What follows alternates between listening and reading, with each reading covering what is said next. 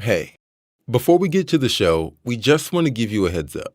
This episode contains descriptions of a police shooting that may be triggering to some listeners.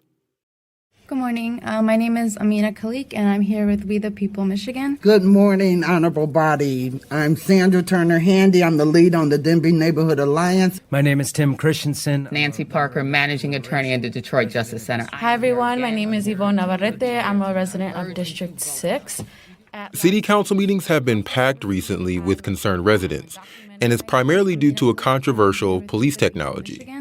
I'm here to urge you to not expand ShotSpotter. ShotSpotter does not work, and it does not keep us safe. ShotSpotters have been able to take guns off of the streets in our community. Council members have repeatedly delayed a vote on the audio surveillance technology, ShotSpotter. Every life that we lose is worth more than $7-8 million. Technology that sends more police into my community does not make me feel safe. But it's just one of several major items of police news drawing questions about how we're being policed and the future of policing in Detroit. There was someone shot by the police department this week, the son of Keanu Wilson. On October 2nd, Detroit police shot and killed 20-year-old Porter Burks after family calls to get help for him during a mental health crisis.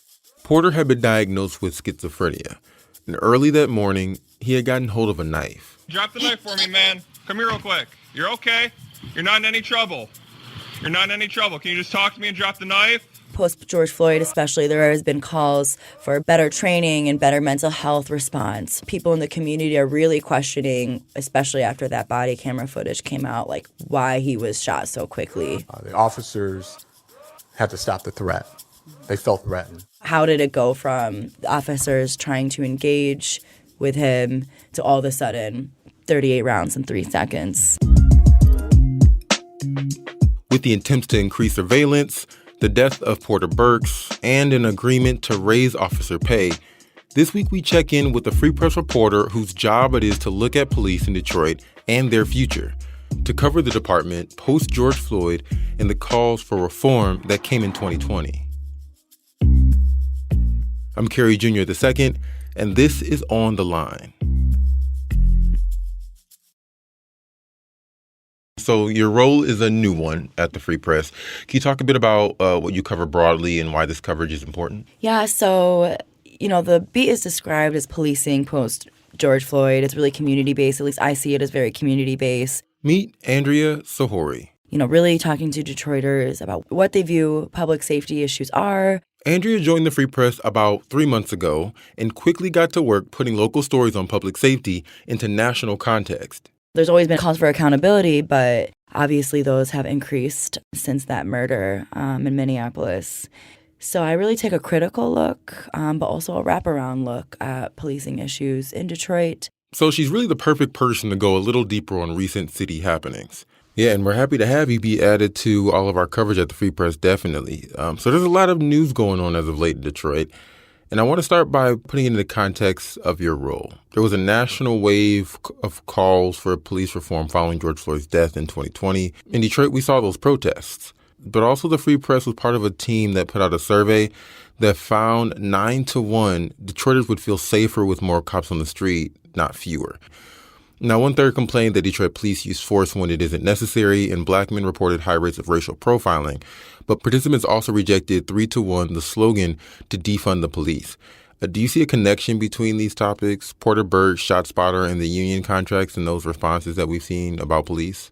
I see it in the community every day, especially among, mid to older populations who are really, really advocating for more police. They're very desperate for crime to be reduced.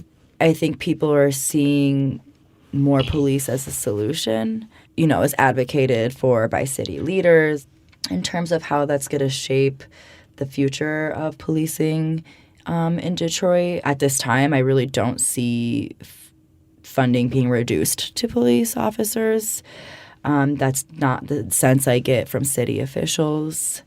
But I will be interested to see, especially after the shooting that took place, how policies might change, and Chief White alluded to that as well, how policies might change in terms of transparency and showing body camera footage, and also just how we deal with people who are going through a mental health crisis. So the shooting this weekend, as we said, Porter Burks was having a mental health episode and carrying a knife he didn't want to put down. In a video released by police, it's a little hard to hear, but he's in the street, and it's believed he says something to the effect of he doesn't want to put the knife down because he likes it or likes to hold it or something like that. Andrea saw the video, and we'll let her take it from here.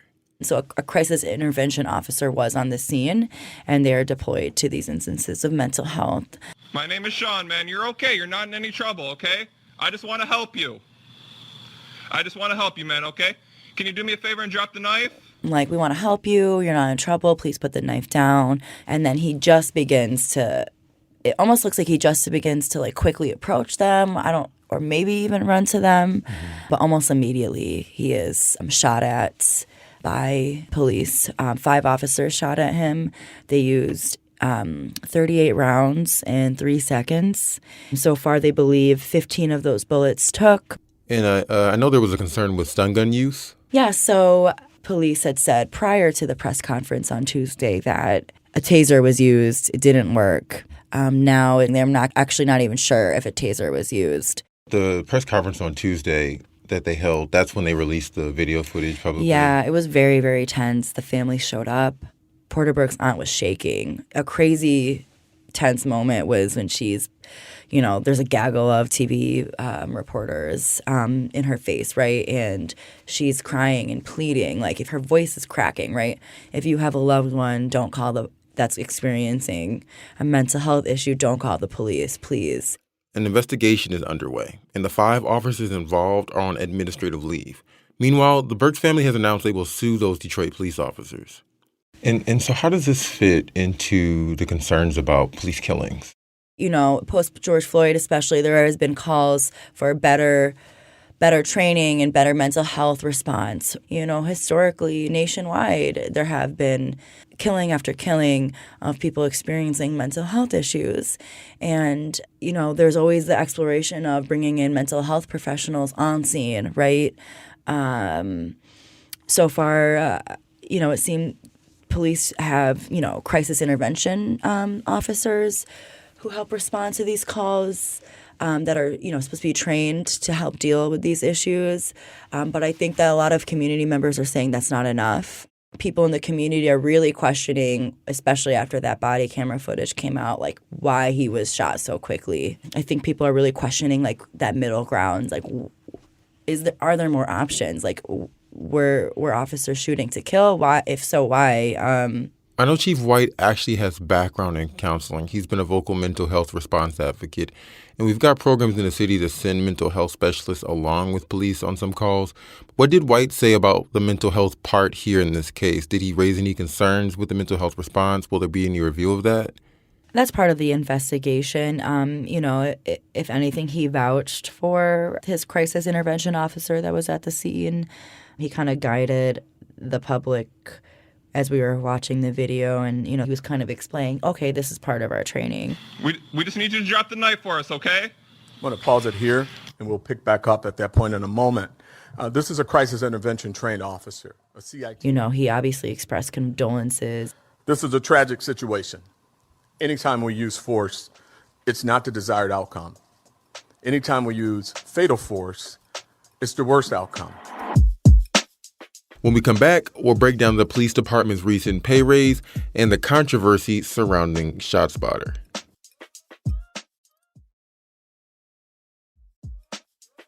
And we're back talking about the most recent Detroit police news with Free Press criminal justice reporter Andrea Sahori. Now I want to transition to talk about the program where police show up even if they aren't called, the controversial ShotSpotter technology. The city council delayed the vote on whether or not they will expand the technology to other districts. But before we get into all of those details, first, can you just define what ShotSpotter is? Yeah, so ShotSpotter is an audio surveillance technology. It's been deployed in cities across the country. It's microphones that are planted in certain areas of the city, usually in high up locations like a roof, light post, etc. And it's meant to detect gunshots. The California-based company, ShotSpotter, they say that they have an algorithm that can pinpoint what a gunshot is versus other sounds. And then there's human analysts who back that up and are listening to these shots. And then it's supposed to alert police right away when a shot is detected, and then police will respond. So when did Detroit first acquire ShotSpotter? So it was implemented in 2021, in March of 2021, in the 9th and 8th precincts. 9th and 8th precincts. And those are where, police have identified as concentrations of high crime in the area. How much does this cost? So the current contract in the 9th and 8th precinct is $1.5 million. And there's been intense debate. All of this debate has been around city council meetings. Activists and community members really on both sides of the conversation have been packing the city council. It got on the city council's radar that police wanted to expand the program beyond just the 8th and 9th precinct for $7 million using ARPA funds. ARPA is the COVID relief funds, American Rescue Plan funds. And immediately, especially activists took issue with that, using ARPA funds on a program that might not work. They say it's discriminatory. It's another surveillance, tool that we don't need. The city officials and police's justification, this is another tool we have a problem in the city and we need to use all the tools at our disposal. What are people saying? Why is it so controversial? So there are, some real concerns. The Associated Press did a whole investigation. A man named Michael Williams was jailed for about a year because of ShotSpotter evidence that wrongly pointed to him. And, the investigation found that the ShotSpotter technology will actually, capture car doors or fireworks or loud sounds like that can appear to be gunshots. There's also been other reports, there was this one 17-year peer-reviewed study of large metropolitans that he'd used ShotSpotter, and it showed that gun violence has actually not decreased. And the Inspector General of Chicago also had said that the use of the technology is actually added to stop and frisk. On the other hand, you have a city in Detroit that is unfortunately really plagued with gun violence, and people are desperate to find solutions, truly desperate. They're desperate to find closure of their loved ones' cases. They are desperate. They're sick of seeing children being buried. In their perspective, any technology would be helpful in terms of curbing gun violence. What has ShotSpotter said? In an email sent to us, they've kind of denied all the claims in the studies and that we mentioned in our reporting. How effective has ShotSpotter been in Detroit thus far? Overall in the city, violent crime overall, which is not just shootings, have gone down. I think what's interesting is yes, in the 8th and 9th precinct, overall violent crime has gone down.